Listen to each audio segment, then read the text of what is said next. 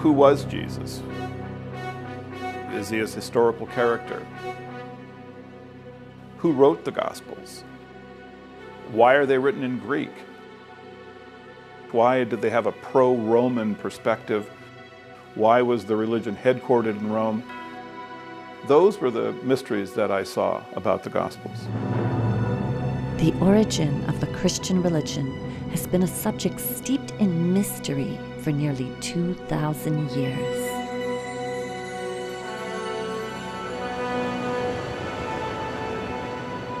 Joseph Atwill is one of a number of scholars today from all around the world who are questioning the historic facts behind these ancient mysteries.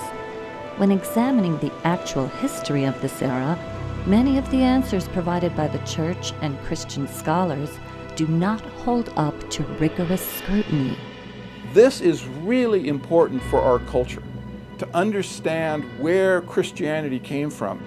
No doubt Christians have done a lot of good for the world, but then there are other Christians, often the most dogmatic, who create wars, hatred, and other harm under the disguise of religion.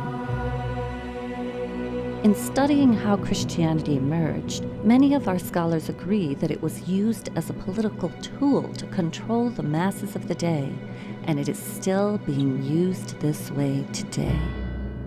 The problem is that Christianity has been used as a tool by government that uses the goodness in people against them. For example, support for the wars in the Middle East has been preached to evangelical Christians as a way to speed up the end of days. This is just one example of the way that propaganda is used to control and manipulate the populace. Actually, according to my study of the ancient texts, the second coming of the Christ has already occurred. Maybe we need to expand the possible answers about how Christianity originated, and deeper questions need to be asked. Maybe we need to examine what political motives were behind the formation of the Christian religion. I think it's a requirement of alert citizens to know how the Gospels were written, why they were written, who produced them, what was the purpose and back of all this. This is good citizenry. Everyone should be involved in this. Today, we live on the brink of an immense paradigm shift, and this modern time is very parallel to the era in which Christianity emerged. Studying this ancient era can give us the perspective needed for coming up with solutions to today's problems and for helping create the better world that we envision.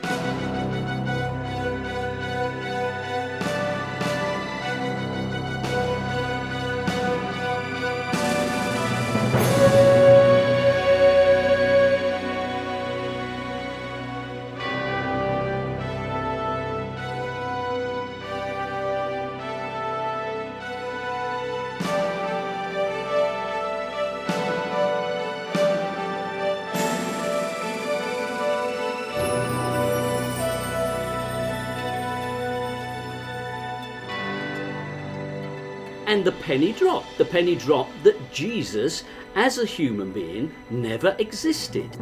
The presentation of the Jesus character, it's somewhat of a composite of many messianic leaders of the time.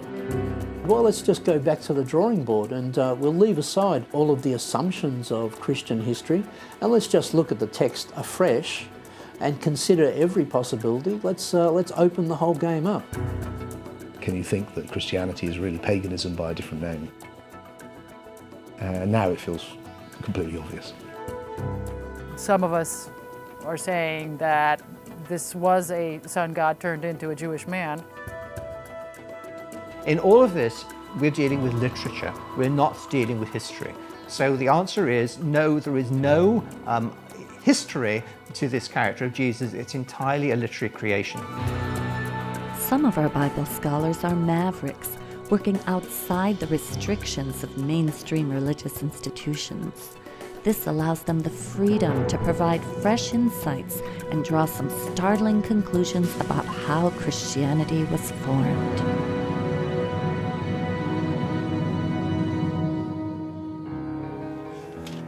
I began reading a number of books on the subject. This turned into a decade-long research. For Joseph Atwill, the key was in the Dead Sea Scrolls, the only Jewish literature ever discovered from the 1st century AD or CE, the time that Jesus would have been preaching among the Jews. The characters in the Dead Sea Scrolls were militaristic, and you could see that this movement wanted to push the foreigners out of Israel. They were fundamentalists, whereas the characters in the Gospel are different. They are pacifistic. They are turning the other cheek. They're giving to Caesar what is Caesar's. How did a movement like Christianity come to exist in a region that was occupied by Roman soldiers and had Jewish zealots within it that were going to push these Romans out? How was that possible? I began studying the other two major works of the era, the New Testament and Wars of the Jews by Josephus, a Roman court historian who described the war between the Romans and the Jews in the 1st century. While reading these works side by side, I noticed an amazing connection between them. Certain events from the ministry of Jesus seemed to closely parallel episodes from the military campaign of Roman Caesar Titus Flavius, a campaign which took place 40 years after Jesus supposedly lived. My efforts to understand these connections led me to an incredible discovery. Christianity had been invented by a little-known family of Roman Caesars, the Flavians, and they left us documents to prove it. The Flavians are not a household name, and yet it's the Flavians who completely reshaped the Roman Empire. In Rome, of course, there's the Colosseum, which is understood to be the best-known monument of the ancient Roman Empire, perhaps. The Colosseum is, in fact, a Flavian construction produced during the Flavian period. It's under the Flavians that both Rabbinic Judaism and Christianity take shape. Why would the Flavians be interested in creating religions? Much like today, their era was marked by political power struggles, a bankrupt economy, religious conflicts, and endless wars. In the midst of this turmoil, the Flavians seized control of the Roman Empire and ushered in an immense paradigm shift. To understand the Flavians' rise to power, we need to go back to the reign of the previous powerful rulers, the Julio-Claudian dynasty. Beginning with Julius Caesar in the year 49 BCE, the Julio-Claudians ruled Rome for over 100 years, transforming the government from a republic into an empire. This family contained all the famous Caesars: Julius, who predated the time of Jesus; Augustus, who was Caesar at the time of Jesus' supposed birth; Tiberius, who ruled during Jesus' supposed death, followed by the infamous Caligula, then Claudius, and ending the Julio-Claudian dynasty with Nero, whose reign begins in 54 CE. The Julio-Claudians enjoyed a godlike status until the family degenerated and began to damage the Roman Empire. By the time of Nero, his famous decadence was bankrupting the empire, and the Jews of Judea were staging a huge rebellion against their Roman rulers. Judea was one of the many conquered provinces that made up the Roman Empire. This region, which was also known as Palestine, was controlled by a family that served as Rome's tax collector, the Herods. They were a Greco-Arab family, somewhat possibly Judaized, though only Judaized when it was convenient to please the subjects they were given, who were put in power in Palestine and destroyed the previous Jewish ruling family, the Maccabean family, root and stalk. Besides being heavily taxed and ruled by a non-Jewish family put in power by Rome, the Jews were further inflamed by the requirement that a statue of the Caesar be placed for worship in every temple throughout the empire. In the Roman Empire, you could pretty much have any god you want But legally, you had to submit to the emperor as a god as well. You had to at least acknowledge that the Roman leader was also a divine figure. But the Jews would not have any of it. It's fundamental to Jewish belief that you shall make no graven images. It's one of the commandments given at Sinai by God. So the Jews never made representations of God. The Jews had a very different type of religion. They had a religion which was much more focused on the book and less focused upon cultic statues. This presented a real problem for the Romans. They tried to install statues of Caesar, but the Jews weren't going to buy that at all. In fact, it aggravated them, it enraged them. And the Romans really, I think, didn't understand this. It's not statues, it's books. And those books contained what are known as the Jewish Messianic prophecies. The thing that most moved the Jews' revolt against Rome was an obscure prophecy from among their writings that a world ruler would come out of Palestine. Holy books inspired the Jews to expect a redeemer who would redeem Israel, rescue Israel, restore Israel to power and leadership in the world. The Messiah that the literature described was a warrior. The Messiahs would have claimed the same attributes that David did. David could overcome any army because God gave him the power to do it. If you had the power of God, you could easily defeat the Roman army. The people rebelled against Rome and were led by a messianic movement that had a series of messiahs that had come forward to fight against the Roman Empire. The Hebrew word Messiah is translated into Greek as Christos, or Christ, so the title of Christ can describe any of the numerous messiahs of this movement. Yes, the word Christ or Christians can refer to the Palestine Messianic movement, but it's a later term. It's a later reformulation of the Messianic movement in Palestine. This movement rebels against Rome in 66 and is successful. It actually defeats them militarily, so it must have been a huge movement. The victorious Jews set up a nation state directly in the Roman Empire. And the Romans had to do something about it. There was a real danger that this Messianic movement could not only boil over in Judea itself, but could spread to other Jewish communities and other parts of the Roman Empire. Rome ruled its colonies with a rod of iron, and any resistance was going to be met with brute force. At this time during Nero's reign, two of the finest military men in the empire were the Flavians, Vespasian and his son Titus. Vespasian and Titus were military men. They spent a great deal of their life outside of Rome. For over a decade, they had waged war against the Druids in Brittany and Gaul. Vespasian and Titus were successful in essentially destroying the Druids. They left behind no historical record of their existence. And it's the Flavians that Nero calls upon when he needs to suppress the Jews' rebellion in Judea.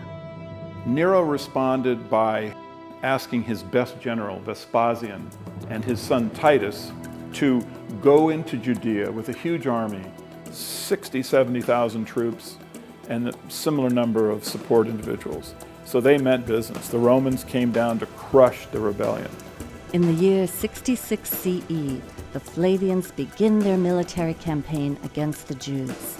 They start further north in Galilee, where the first of three key events takes place. They destroy the Jewish towns of Galilee. They also capture a Jewish rebel who later becomes a critical figure in the formulation of Christianity. This is where they captured one of the leaders of the rebellion, a Jew named Josephus Bar Matthias. Now, Josephus presented himself to the Flavians as a prophet. He survived. He survived apparently by telling Vespasian that the prophecies of the Jews pointed out that Vespasian would become emperor. And of course he did, so Vespasian quite liked Josephus. He used him as a translator in his entourage. He used him to appeal to the rebels to surrender. At this point, Josephus became a turncoat, and worked with the Flavians against the rebellion. Meanwhile, chaos is increasing back in Rome, where Nero's rule is being threatened. In the year 68, the Senate found the courage to depose Nero and he committed suicide. Now, in that circumstance, Vespasian was a prime candidate to become emperor. In the middle of this war, Vespasian returned to Rome and seized the throne. The Flavians then became the imperial family. With Vespasian becoming the new Caesar in Rome, Titus stays behind on the battlefield and sets his sights on Jerusalem, where the other two key events take place. Titus encircles Jerusalem with a wall, and finally he razes the temple, leaving not one stone atop another. It took a while. They eventually had to bring on starvation by building a wall, a barricade entirely enveloping the city. What happens, of course, is the temple in 70 is completely destroyed. For the Jews, it was the ultimate calamity because, of course, this was the house of their God and it was destroyed by the Romans quite thoroughly. Titus, of course, was the victor of this great siege. Titus carried the spoils of this captured city back to Rome for his triumph. He took the treasures of the temple, their famous 7-branch candlestick. You can see it on the Arch of Titus in Rome. It celebrates that tremendous victory of Rome again triumphant, and Titus, of course, is the hero of the day.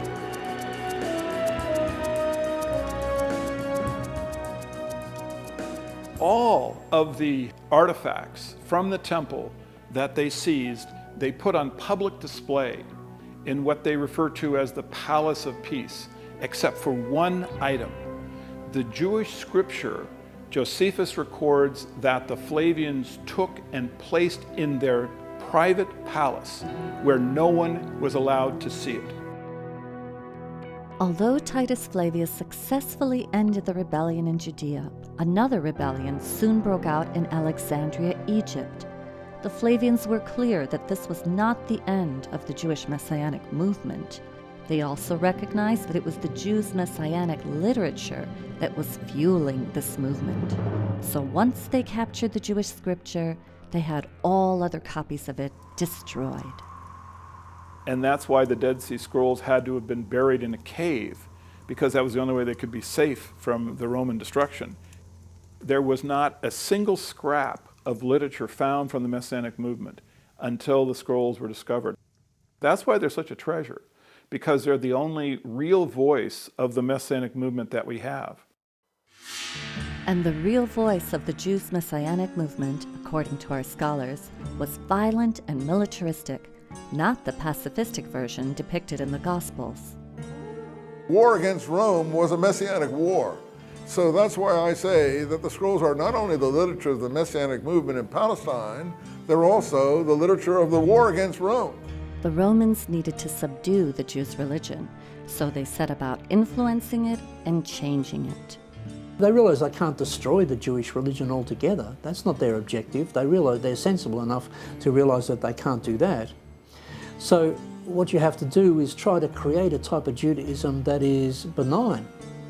And it's exactly coinciding with the rise of the Flavian dynasty is the arrival of two benign forms of Jewish ideology.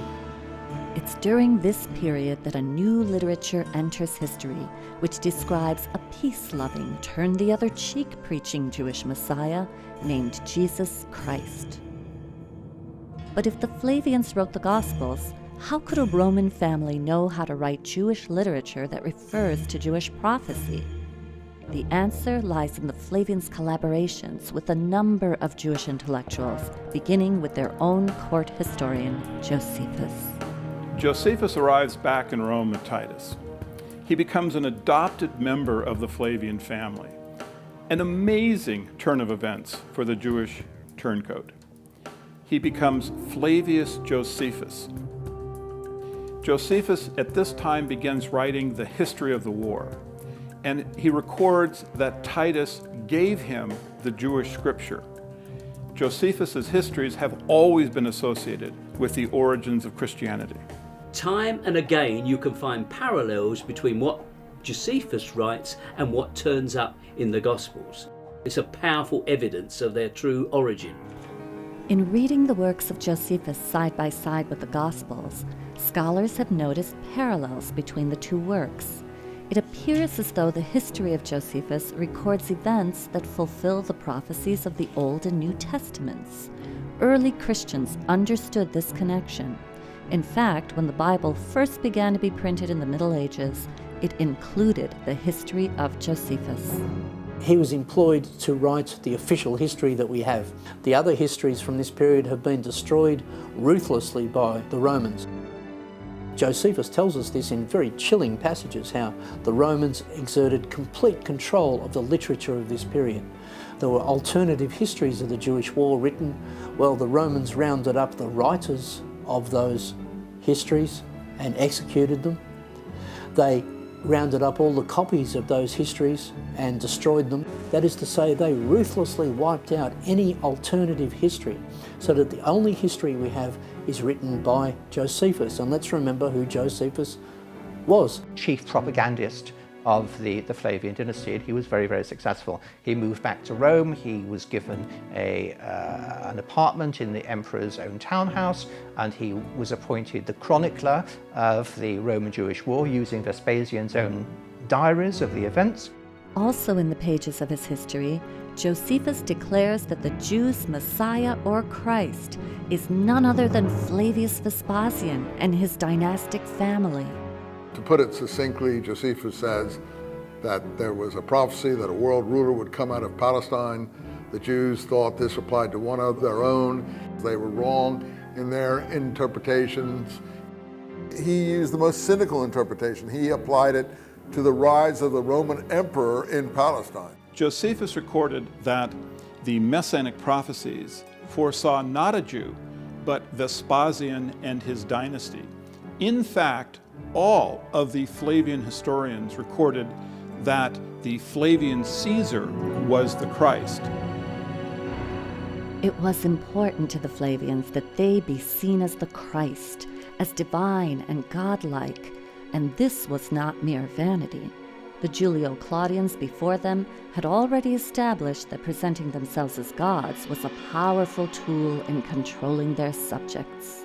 When the Flavians took over the throne, they inherited an enormous bureaucracy that was already in place, the imperial cult, which was dedicated to promoting the idea of Caesar as a god. Another part of the puzzle is the Roman imperial cult. Why is it important? Well, because it coincides with that same period of time as the emergence of the Christ cult.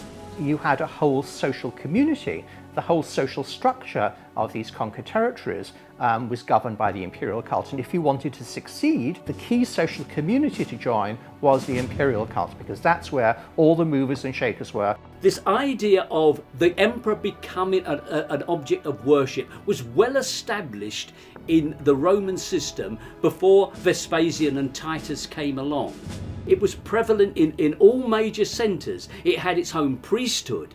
There was a ceremony, an annual celebration, annual games for the imperial cult. Now, it had many characteristics which would later colour the Christian cult. It grew in the same centres. It made claims that were later transferred to Christ. The Julio-Claudians had claimed that they were of divine descent and that they were therefore legitimate. Their power base was the Roman aristocracy, the Roman nobility. All of that collapsed into this power vacuum. Vespasian was declared emperor by the troops, by the Roman army. So effectively, it was a military coup. With the change of dynasty, they have to create a whole mythology to legitimise that dynasty. At the same time, they're creating a whole mythology to counter Jewish messianism. Somewhere along the line, those two things get mixed together. When Vespasian died, Titus began the process of having his father deified. This is a complicated process because only the Roman Senate can bestow on an individual the title of deus or God. Titus came to the Senate and presented evidence that the life of his father had been divine. Certainly this would have included the military campaign that the Flavians waged through Judea. And it's at this time I think the Gospels were written, because the theological structure in the Gospels of a God the Father and the Son of God is the same one that Titus would have been presenting to the Roman Senate. Well, the Roman Senate did accept Titus's evidence, and Vespasian was deified and became a god. Titus therefore became a son of God.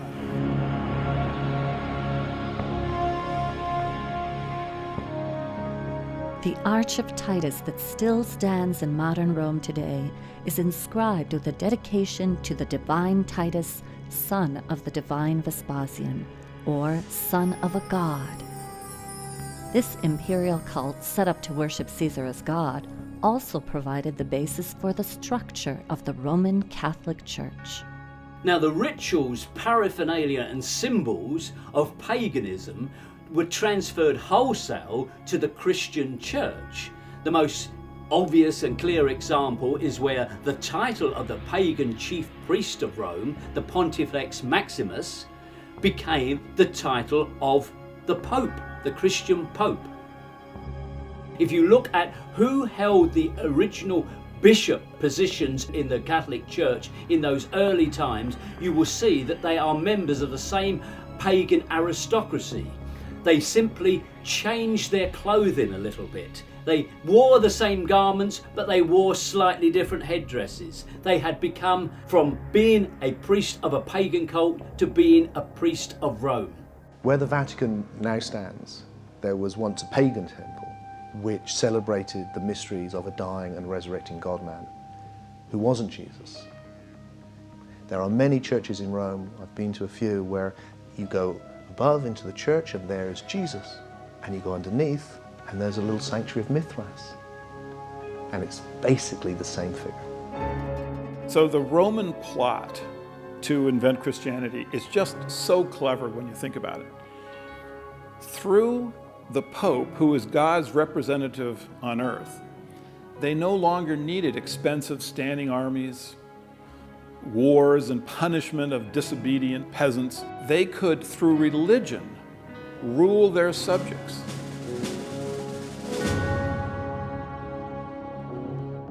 Over time, Roman Christianity propagated throughout the empire by way of the mass media of the day, the Roman roads.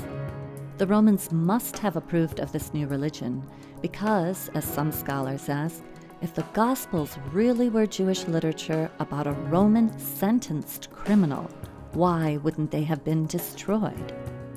One of the really surprising things for me was to realize the extent of Roman control of propaganda and of literature. So that when you suddenly get all of this Christian literature arising in this period, one has to ask, well, how did that happen? The conclusion that one has to reach is that that could not have happened without some degree of complicity on the part of the Romans, so that one is led to the conclusion that the Romans must be involved in the production of this literature.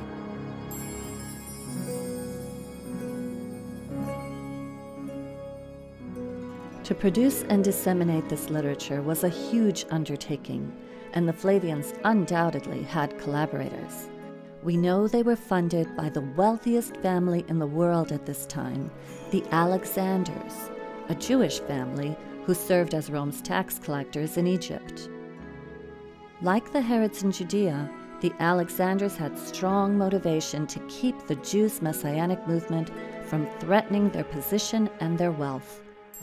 One of their family members was Philo of Alexandria, a famous Jewish theologian who was already writing works that combined Jewish beliefs with the modern Greek and Roman pagan beliefs of the day.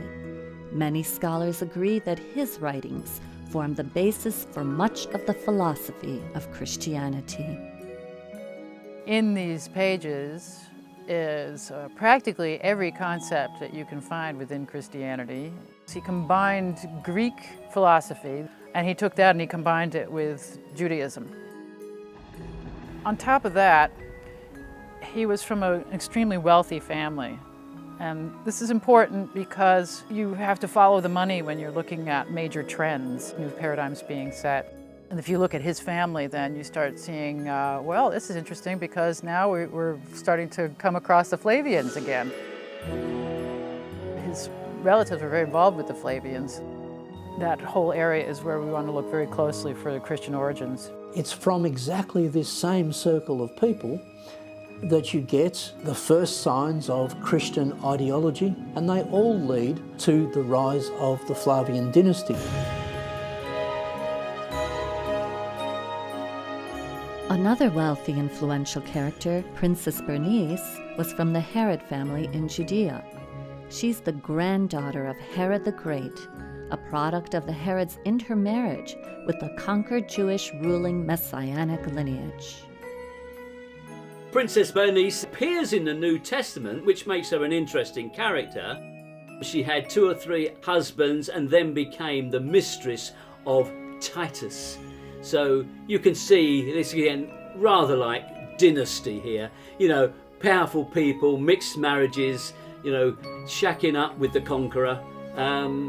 Yeah, and it's really where Joe Atwill takes his idea of a conspiracy to write the New Testament.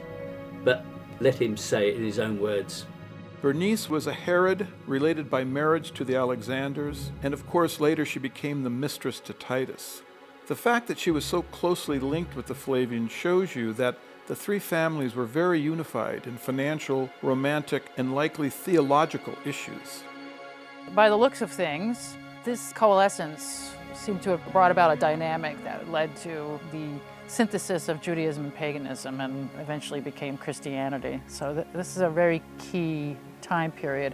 I believe that the Gospels were actually written under the control of the Herods, the Alexanders, and the Flavians.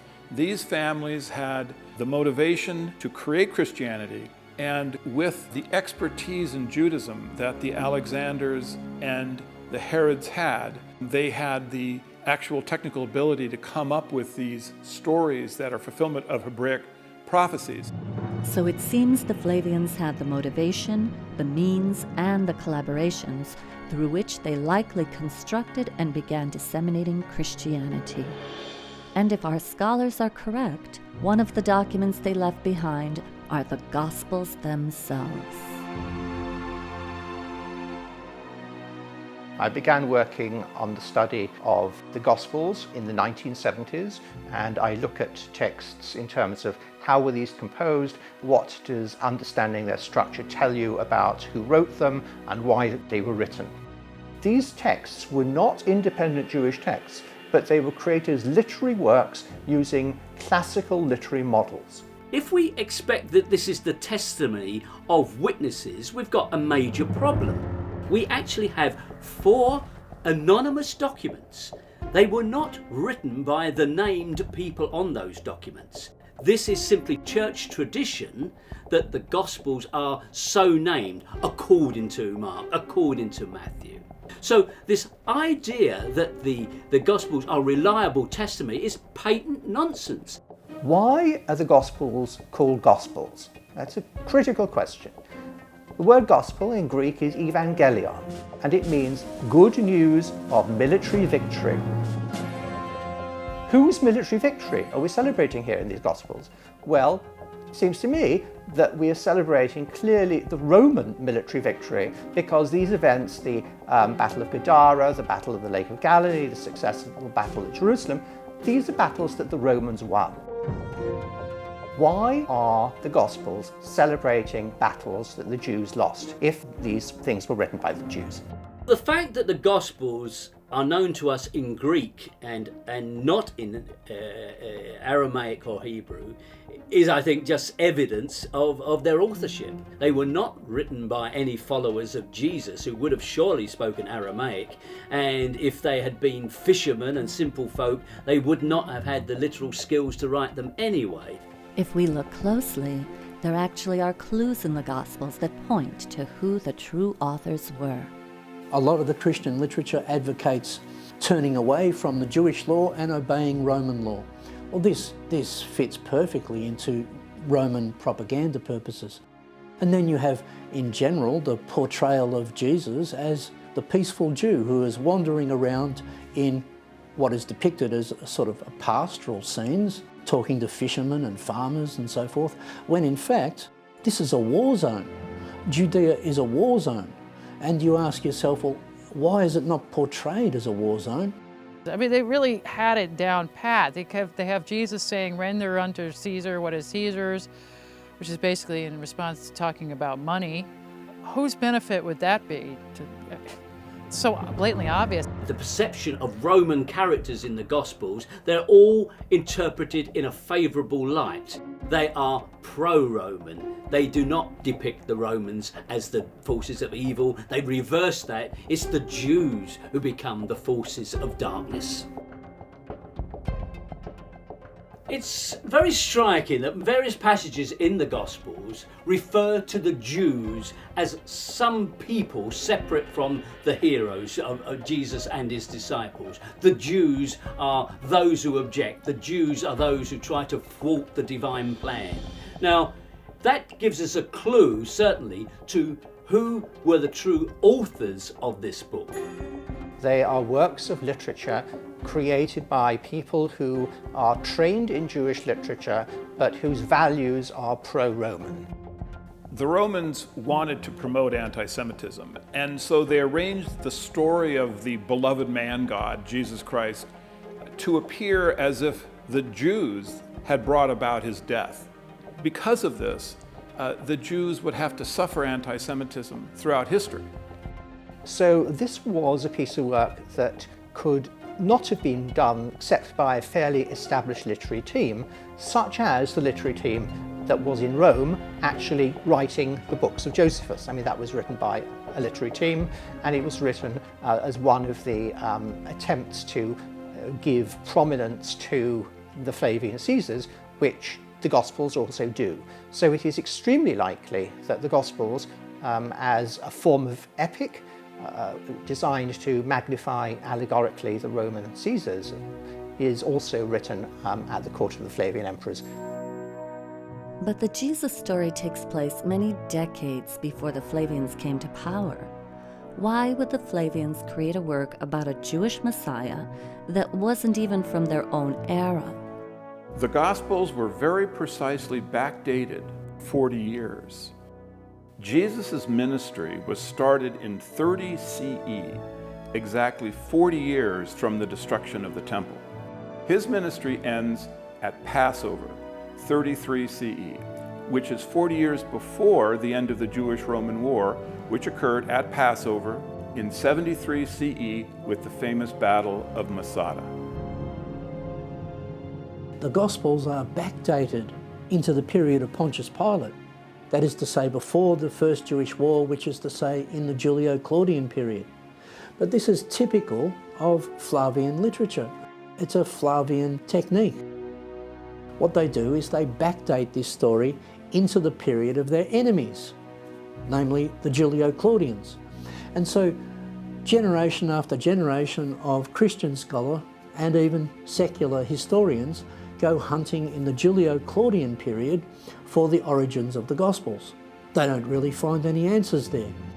There are allusions in the Gospels to the destruction of the temple.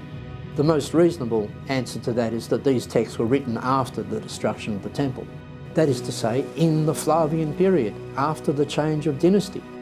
This backdating of the story of Jesus Christ, 40 years earlier from the time the Gospels may actually have been written, explains why many of the prophecies of Jesus came true within exactly 40 years.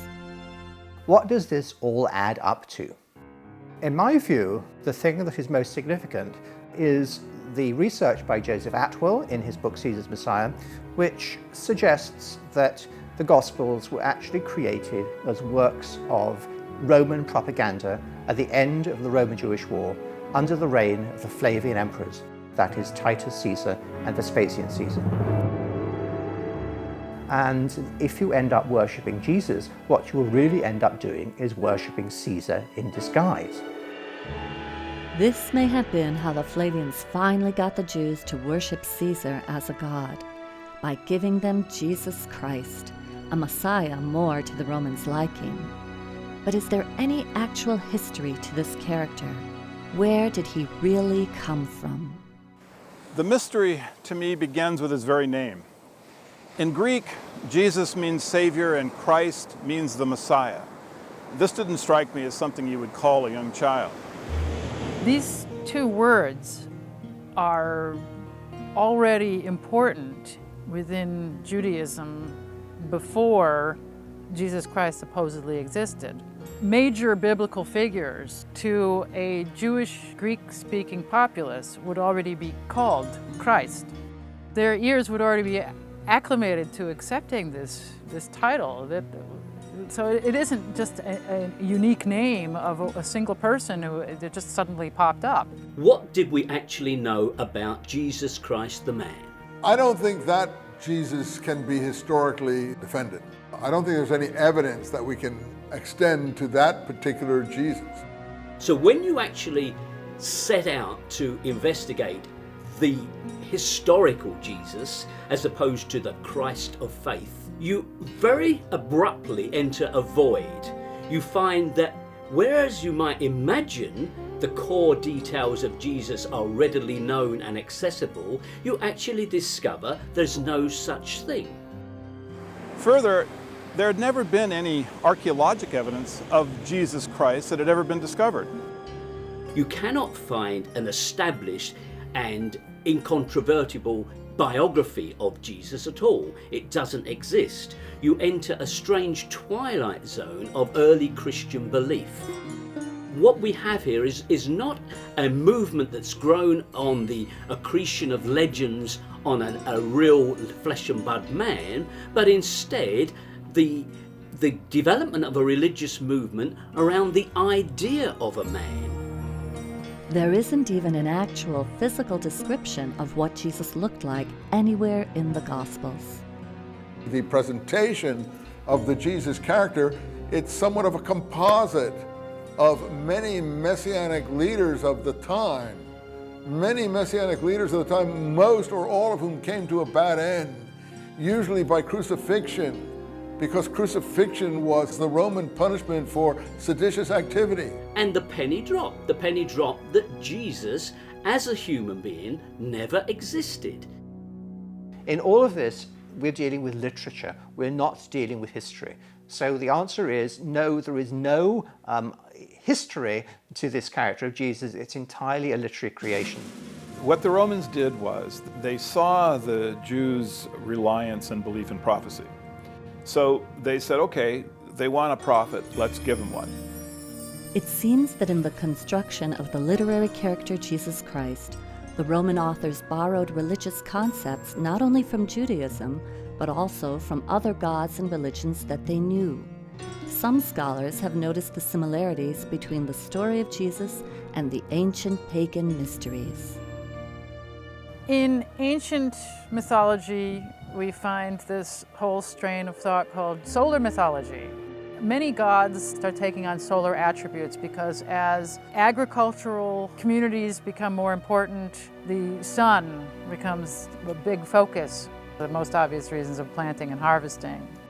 The sun is then personified. So now we have a male sun god. It becomes a religion in many parts of the world.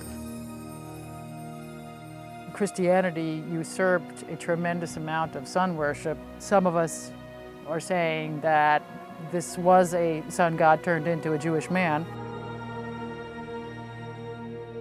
This December 25th birthday was in fact the winter solstice. This is really in fact the birth of the god of light. December 25th actually is the end of a 3-day period of when the sun stands still. The sun appears to be dying as the days become shorter, and the sun is reborn at that point. Across the ancient world, there was this form of experiential and philosophical spirituality in these mystery cults, or mystery schools. And at the center of these schools, you would find a mythos, which was an initiatory myth, a symbolic myth, which would help people who are going through the initiatory process come to this spiritual awakening, this knowledge, this what they call gnosis. And what you see in these myths is the elements that will later become the Jesus story. Let's ask the question, is Jesus developed from pre-existing literary characters? Jesus has certain episodes in this so-called life, and each one of them can be traced to a prior representation of that type. If you look at the elements which we found in the pagan mystery school myths, you find the story of a dying and resurrecting Son of God who's born of a virgin, has 12 disciples, turns water into wine at a wedding, it brings a new religion of love, is accused of heresy or of provocation by the authorities, is put to death, sometimes by crucifixion. And then if you want to commune with the God-man, you take bread and wine, and then you can come to eternal life. Well, all of this is Christianity. Easter itself is a long pre-Christian celebration of the resurrection of spring from the death of winter. This is an ancient shamanic rite you'll find all over the world, that you go through a ritual death where you get reborn, but you're reborn as an awake being. So you've died just to your lower nature and woken up to your higher nature. You can find them in the Old Testament, in the Jewish mythology as well. It isn't just pagan parallels. I mean, the New Testament, for example, the Ascension. We have an ascension with the Old Testament figure of Elijah, and it's a very dramatic ascension. Elisha-Elijah cycle. These are two Jewish prophets, one followed on from the other, which have many of the story elements found in Jesus. For example, there is a multiplication of food miracle, there is a raising of the dead miracle, there is a water miracle, there is ultimately an ascension to heaven miracle. Is this fulfillment, or is this simply copying of a useful theme? You can see where they just used Old Testament characters and scriptures as a blueprint to create this new one. A lot of the ethics of Christianity actually were around before Christianity. Do unto others as you would have them do unto you is in fact from the Old Testament. Jesus didn't make that up. Many of the other aspects of Christian ethics, many things which we might like to applaud as very good aspects of Christian ethics, can be found in the Stoic philosophy in Rome, which, by the way, was exactly the philosophical and ethical school promoted by the Flavians. There's little that is original about Jesus. If one separates from his words advice that was in the interest of the Roman imperial family, all that you have left are snippets of widely known philosophies, truisms, and concepts that came directly from prior Hebraic literature. The reason I am now convinced there's no historical Jesus, which seems a real, whoa, to people who are not familiar with the idea, is a combination of things. First of all, there's no evidence for an historical man which stands up to proper scrutiny. Secondly, is the story of Jesus is full of these motifs which come from the pagan mysteries. And the third reason is because in the early Christian movement, there's these two types of Christians, certainly by the 2nd century, which I think of as Gnostics and literalists. What marks out the literalists, who will become the Roman Empire and the Roman Catholic Church, is that they've got an historical man.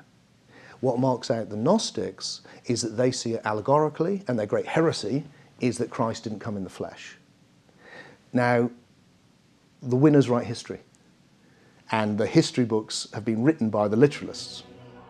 And all of the tradition about the Romans trying to torture and suppress Christians, these traditions are correct. They definitely persecuted the messianic, militaristic Christians, and they certainly would have frowned on the Gnostic, independent thinking Christians, but the Roman pacifistic, giving to Caesar what is Caesar Christians, that group would have been promoted. Which makes it perfect for the Roman Empire. And it's a fascist empire.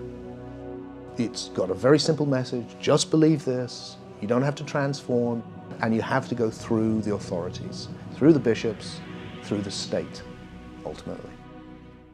It's the perfect thing for them to pick up, and that's what they do. Our scholars agree that the Gospels are complex literary creations, drawing from both pagan and Jewish myths. But Joseph Atwill goes a step further to say that the Flavians wrote passages directly into the Gospels which show that they were the authors.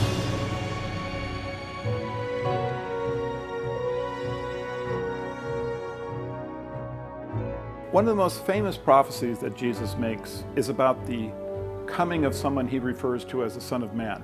Now, many people believe that he's talking about a second coming of himself, and many people believe that this is going to occur some point in the future. Well, the fact is, this coming of Jesus has already occurred. Jesus makes very specific prophecies as to what will happen when the Son of Man makes his visitation. He refers to three key events. The Galilean towns will be crushed, Jerusalem will be encircled with a wall, and the temple will be razed, leaving not one stone atop another. He also states exactly when this individual will come. He says that the Son of Man will appear before the generation that is alive and listening to Jesus' words passes away. Now, to Jews of this era, a generation is 40 years. And so the only individual that could possibly be the Son of Man that Jesus predicts is Titus Flavius. Titus Flavius did destroy the Galilean towns. He did encircle Jerusalem with a wall, and he razed the temple and left not one stone atop another. And he did this within 40 years. Josephus recorded that no matter how Titus tortured the Jews, they refused to call him Lord or God. So to circumvent this stubbornness, the Flavians wrote the Gospels, in which a Son of Man was predicted to come in the future. Titus fulfilled these prophecies and became the Son of Man. So you end up worshiping Titus without knowing it.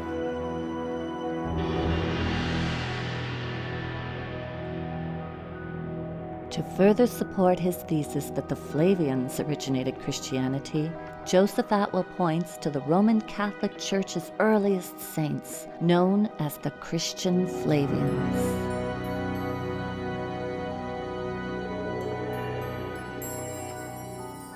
The Flavian family is connected to early Christianity in a number of unusual ways. So many members of the family were recorded as having been among the first Roman Catholic saints. These include Flavia Domitilla, who is either Titus's sister or his niece, and there is an inscription honoring Flavia for donating the land that became the first Christian catacomb.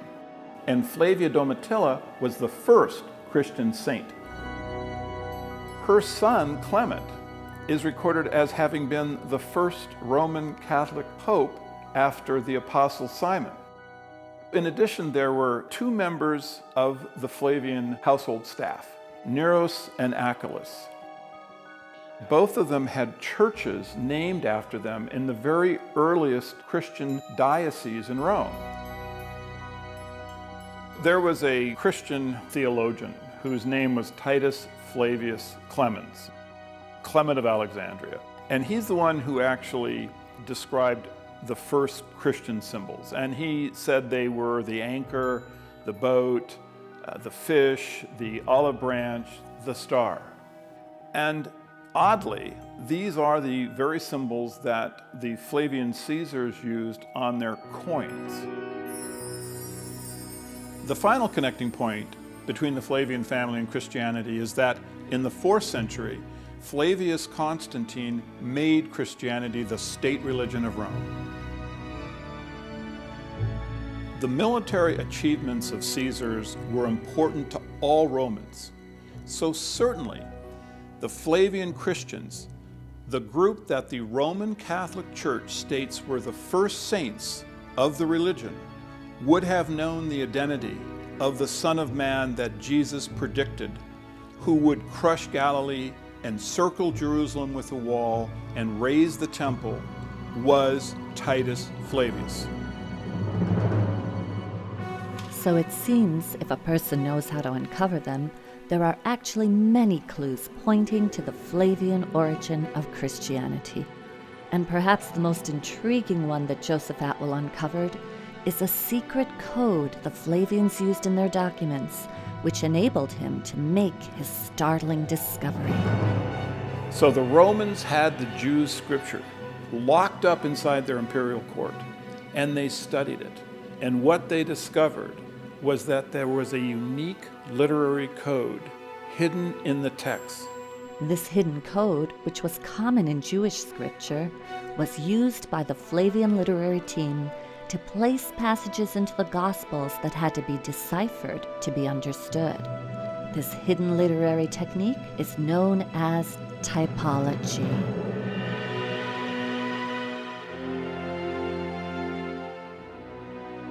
Typology is used throughout the ancient Hebraic literature. And it's a genre that is really no longer understood or used today. But simply put, typology is using events from the past to provide form and context for subsequent ones. What we're talking about is stereotypic. In other words, there's an idealized prototype which shows certain characteristics or performs in certain ways. For instance, one of the things they do is they take an old story and they retell it in a new form. And they superimpose contemporary history upon old stories. And they create these multi-layered texts. In Hebraic typology, texts were designed to be read in comparison to one another, or intertextually. And in doing so, a meaning that would not be visible in the surface narration would become apparent to someone who understood the typologic connection between the stories. Hebraic typology connects prophets. Events from the life of one prophet are placed into the life of a subsequent prophet. And this shows that there is a divine pattern established by God connecting his prophets to one another. The Gospels actually show how we can decipher for ourselves this hidden code or typology that was used to create the Jesus story.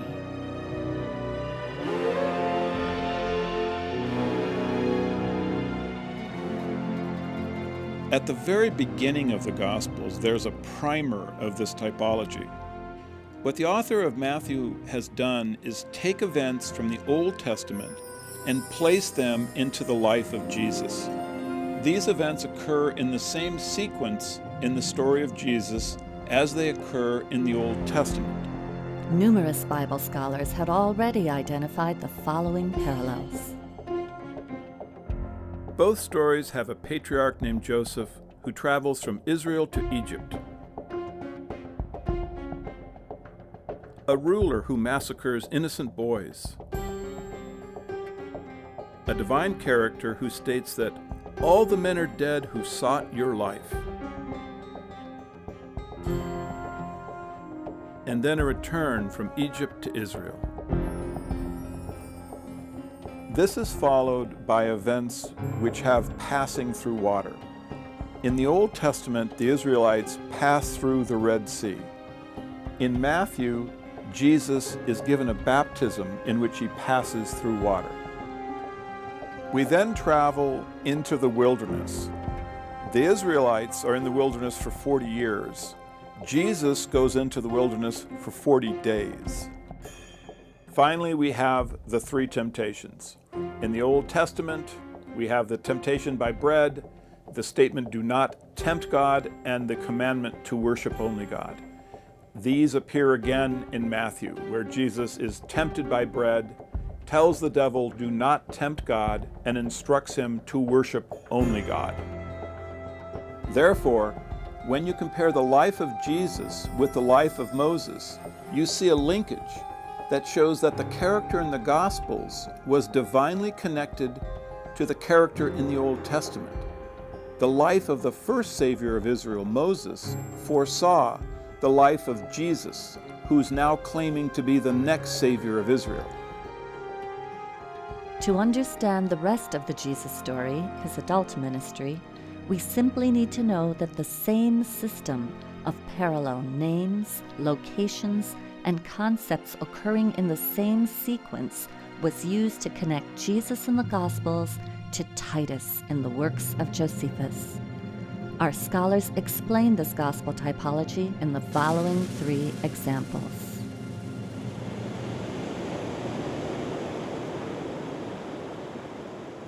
Jesus comes to the Sea of Galilee at the beginning of his ministry. He gathers his disciples to him and he says, "Do not be afraid. Follow me and become fishers of men." In the Gospel of Luke, Jesus actually says catchers of men. Titus comes to the same location, to the Sea of Galilee. He gathers his troops, his disciples, together, and he says, "Don't be afraid." And then he leads them. They follow him, and they attack a group of Jewish rebels. They sink the Jews' boats. The Jews attempt to swim to safety, and the Romans use their spears to catch them. They become fishers of men. The match isn't exact, but we should never expect it to be exact. It's simply a type which is repeated across the whole of the New Testament.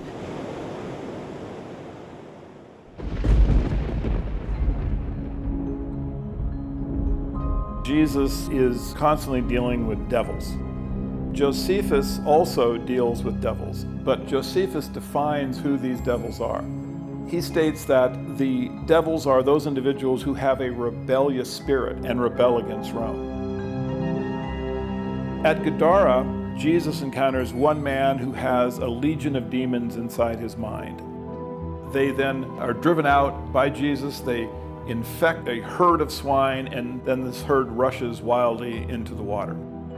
This is a parallel to Titus's battle at Gadara, where one individual infects an entire legion of Jews with his demonic spirit, and then that group in turn infects another group, and this combined group is driven by the Romans into the sea. What's being suggested here is that this story that you find in the Gospels is in some ways sort of like a grim parable about that military event. It's sort of like a bit tongue-in-cheek, I think. The Romans had a vicious sense of humour like this, a very black sense of humour.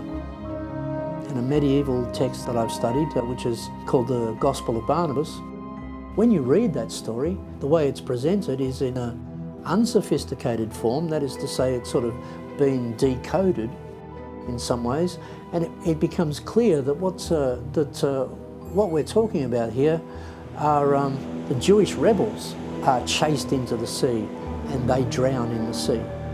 In the Gospels, these are presented as pigs.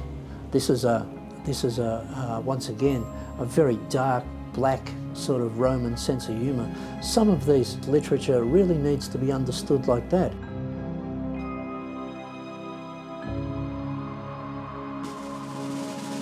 In Josephus's biography, he describes when he was in the entourage of Titus during the closing stages of the siege of Jerusalem, he chanced upon 3 of his friends who were being crucified.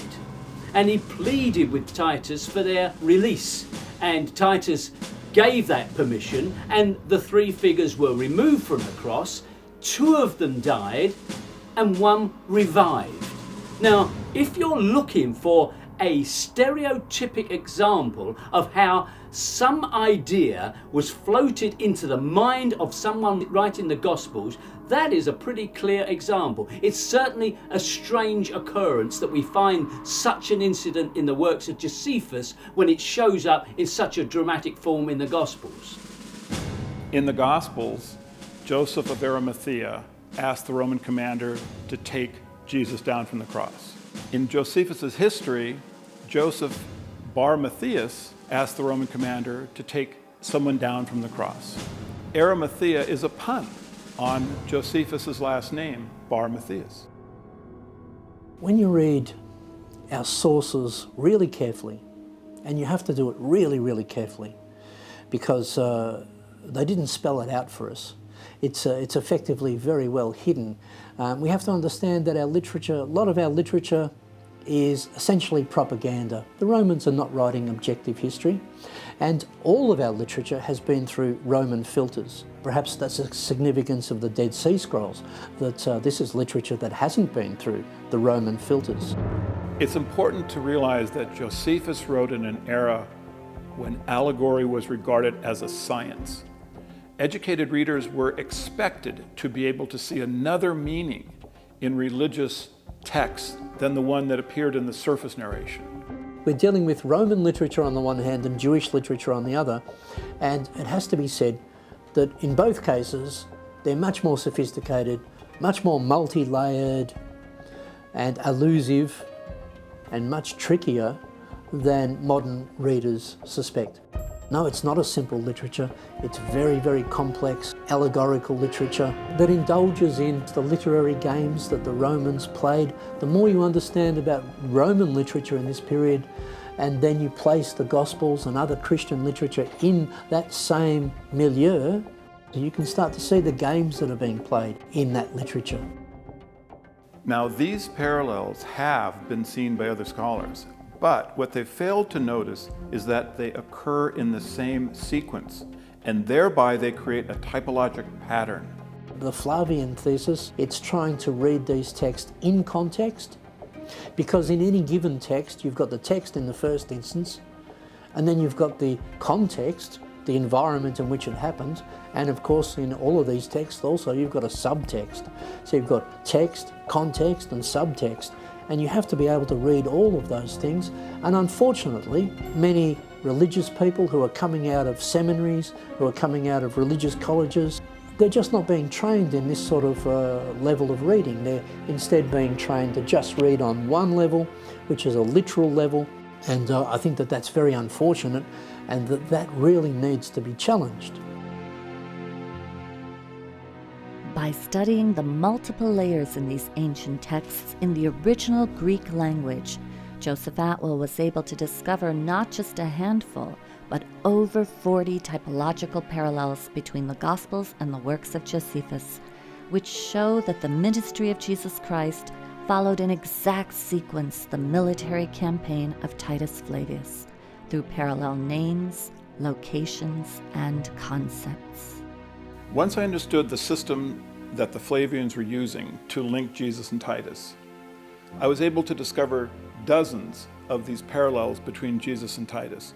And what was amazing is that they occurred in the same sequence. And this simply proves that this was deliberate, that these unusual parallels had been created by the Flavians as a signature. It is their way of telling posterity that they authored the Gospels. These parallels are the Flavian signature of the Gospels.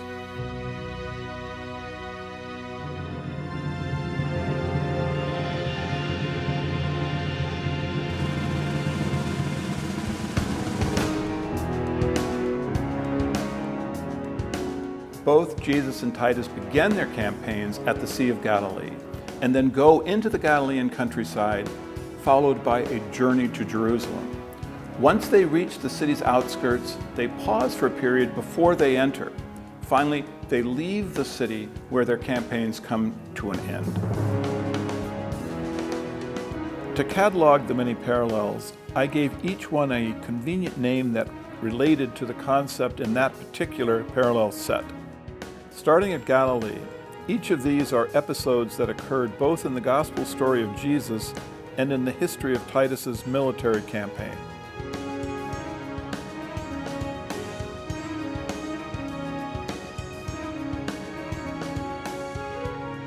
Both Jesus and Titus journeyed to Jerusalem, each sending messengers ahead to meet him when he gets to the city.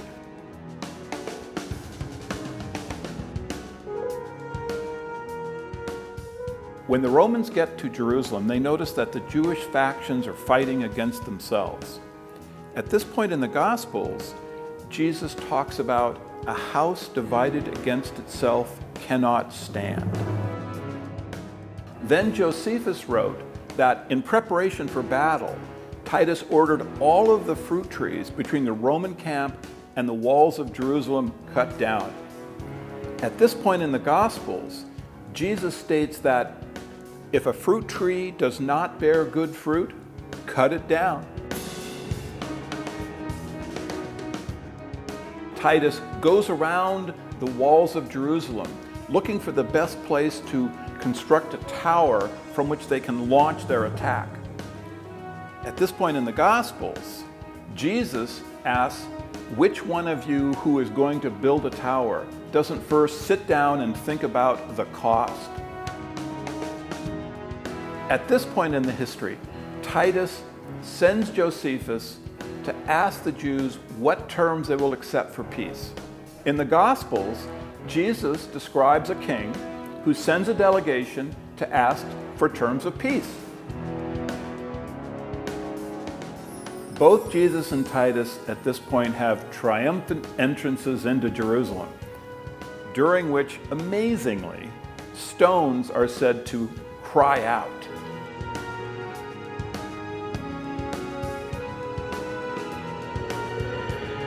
Each then drives a den of thieves out from the area in front of the temple.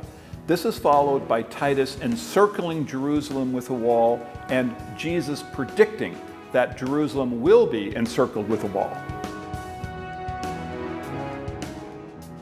Because of the wall, starvation sets in Jerusalem.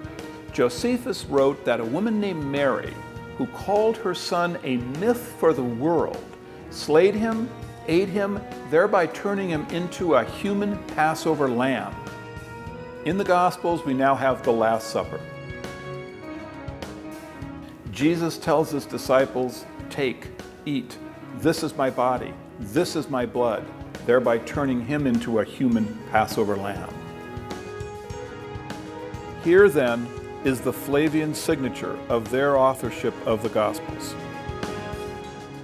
You can see the fingerprints, that they've left their fingerprints all over these texts. You can start to, as it were, decode these texts and start to arrive at some really startling conclusions about how early Christianity first arose. Our scholars have shown that the Gospels were not the product of primitive Jewish fishermen. Rather, they are a sophisticated literary work combining religious ideas of the day with Roman political perspective and power. Joseph Atwell's research reveals that reading the works of Josephus concurrently with the New Testament shows that the events of Jesus' life were not historical, but rather all of them are dependent on the events in the military campaign of Titus Flavius.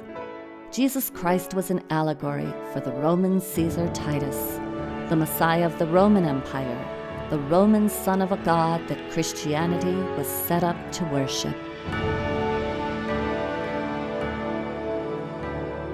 I certainly don't want to undermine the positive things in Christianity. I'm happy to admit that there are positive things in Christianity and in other religions as well. What's at issue here are the historical claims of these religions.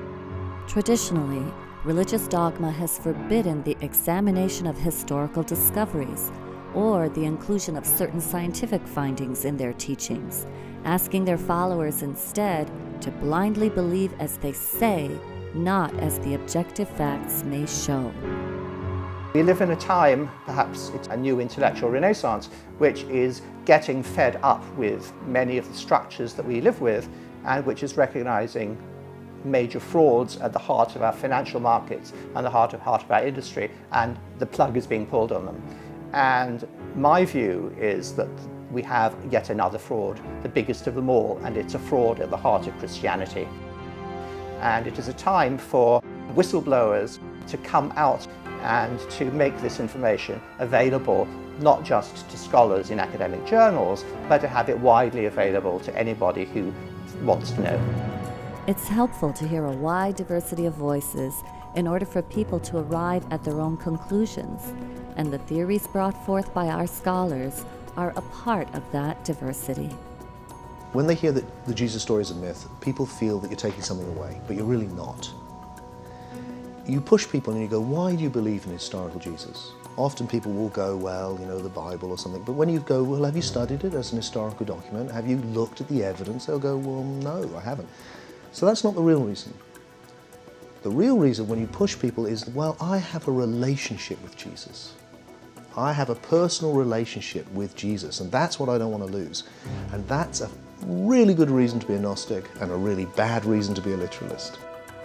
The Gnostics, as well as pre-Christian pagan mystery schools, believed that the myth of the dying and resurrecting God-man was an allegory to be used for personal growth, to die to their lower nature and arise to their higher nature. The literalists took control of the original myth and shaped it so it would take the power away from the individual and place it into a central authority. Rediscovering the original myth gives people the freedom to choose the beliefs that truly serve them. Okay, some Christians have developed their personal faith to the extent that Christ is this energy or force or power within them. This is how they have interpreted the story now. The story has become again what it actually began as, an allegory. I have no issue with the Christ within. I have an issue with the church militant. What threatens humanity is organised, regimentized religion on the march, taken so seriously that you will act out its worst precepts. If we examine all the religions of the world, we find that there is a common thread that connects all faiths and all people. And it is from this connection that we can make the choices that have now become so critical to our future. I like to focus on the origins of religious ideas.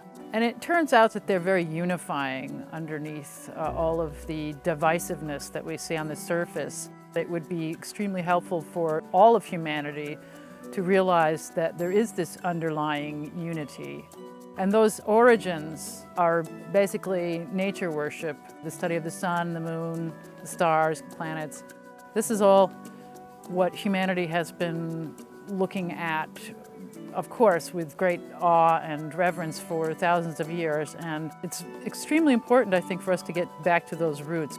The destruction of the planet is also directly tied to religious ideas. This can help to restore balance to the planet in a very, very profoundly significant way.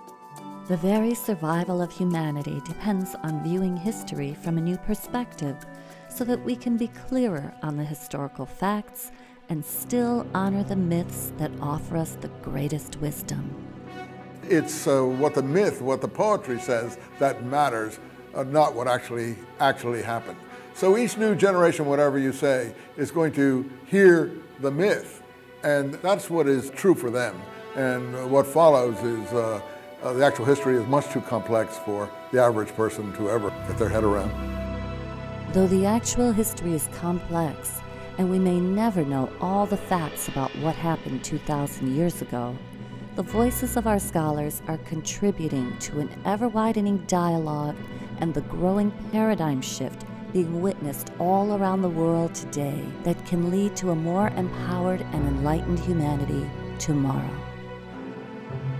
This is really important for our culture, to understand where Christianity came from. And this is direct evidence. You can actually walk this path and come to this conclusion. You can know that Christianity was an invention of the Romans. It was done to pacify their subjects.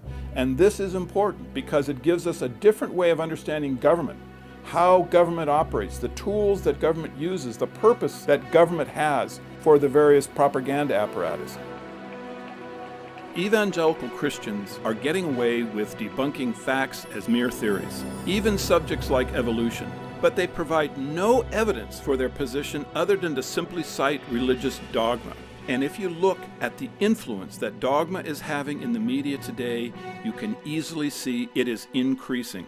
I would like to challenge these extremists to consider the possibility that my findings are correct. Though there is much good in Christianity, we have to understand how rulers have used it to control us and how they are still using it to control us today.